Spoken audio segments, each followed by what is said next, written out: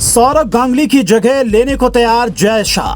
BCCI अध्यक्ष बनेंगे जय शाह। अनुराग ठाकुर के भाई बनेंगे सचिव। बीसीसीआई से गौरव गांगुली की हो जाएगी छुट्टी।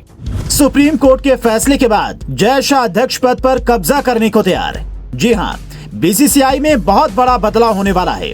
सौरव गांगुली को रिटायर करने की तैयारी हो गई है। दीपावली के आसपास बीसीसीआई में सत्ता के समीकरण पूरी तरह से बदलने वाले हैं। सौरव गांगुली को अध्यक्ष पद से हटाकर उनकी जगह जय शाह बीसीसीआई के अध्यक्ष बनने की तैयारी में हैं। बीसीसीआई सोर्सेज की माने तो जय शाह का अध्यक्ष बनना लगभग तय माना जा रहा है। कहा जा रहा है कि अक्टूबर में जय शाह की बीसीसीआई अध्यक्ष बनने का रास्ता साफ हो जाएगा। बीसीसीआई अध्यक्ष पद के चुनाव के लिए जल्द ही बोर्ड एजीएम बुला सकता है और बोर्ड की जो स्थिति है उसमें जय शाह को किसी भी तरह की परेशानी होती नहीं दिख रही है। उम्मीद इस बात की है कि उन्हें निर्विरोध अध्यक्ष चुन लिया जाएगा। मतलब जय शाह के लिए सौरव गांगुली अपनी कुर्सी छोड़ देंगे। आपको बता दें कि जय शाह केंद्रीय गृह मंत्री अमित शाह के बेटे हैं और इस समय बोर्ड में जय शाह का दबदबा है। जय शाह के अध्यक्ष बने पर सचिव पद की कुर्सी खाली हो जाएगी, जिस पर केंद्रीय मंत्री अनुराग ठाकुर के भाई अरुण धूमल का बैठना तय माना जा रहा है। 22 अक्टूबर को सौरव गांगुली का बीसीसीआई अध्यक्ष पद के रूप में 3 साल का कार्यकाल पूरा हो रहा है। ऐसे में नए अध्यक्ष को 23 अक्टूबर को कार्यभार संभालना है।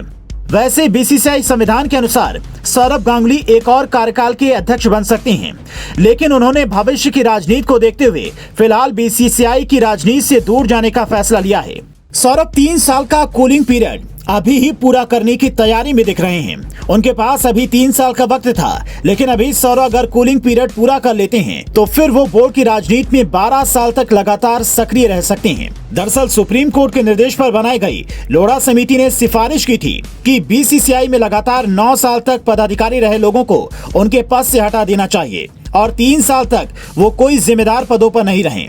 इसके बाद फिर वो बीसीसीआई के पदाधिकारी बन सकते हैं।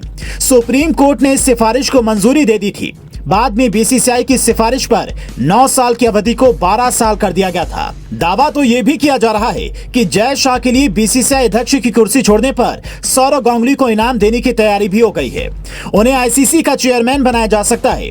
आईसीसी के चेयरमैन का चुनाव भी वोटिंग के जरिए होता है, जिसमें टेस्ट मैच खेलने वाले 12 सदस्य देशों के साथ 3 वोट सहयोगी देश के हैं, जबकि 1 वोट स्वतंत्र निदेशक इंदिरा नूई का है।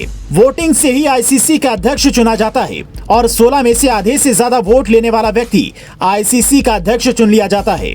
पूर्व सदस्यों में Bharat, Pakistan, south Africa, Bangladesh, England, Australia, West Indies, Sri Lanka, Zimbabwe, New Zealand, Afghanistan, Ireland शामिल हैं, जबकि सहयोगी देशों के रूप में मलेशिया, स्कॉटलैंड और सिंगापुर के 3 वोट होते हैं। आईसीसी के मौजूदा अध्यक्ष ग्रेगर बार्कले का कार्यकाल नवंबर में खत्म हो रहा है। अगर वो दूसरे 2 साल के कार्यकाल की मांग नहीं करते हैं तो आईसीसी को नया चेयरमैन मिलेगा।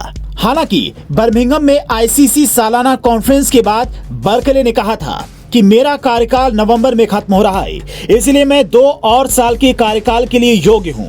अगर सदस्य चाहें तो मैं फिर से चुनाव के लिए उपलब्ध हूं। ग्रेगर बार्कले 2020 से इस पद पर हैं। बार्कले भले ही फिर से चुनाव लड़ने की बात कह रहे हों, लेकिन उन्हें इस बात का एहसास है कि नौबत मतदान की आ जाती है और सौरव गांगुली उनके सामने मैदान में होते हैं तो फिर उनके लिए चुनाव जीतना बेहद मुश्किल हो जाएगा, क्योंकि आईसीसी में बीसीसीआई की हैसियत का अंदाजा बार्कले को भी है और मतदान की स्थिति में सौरव गांगुली आसानी से बहुमत का समर्थन हासिल कर लेंगे। बीसीसीआई में चल रहे राजनीतिक समीकरणों पर आपकी क्या राय है, कमेंट करके बताइए और ऐसी ही खबरों के लिए द ग्रेजुएट टीवी को जरूर फॉलो करें।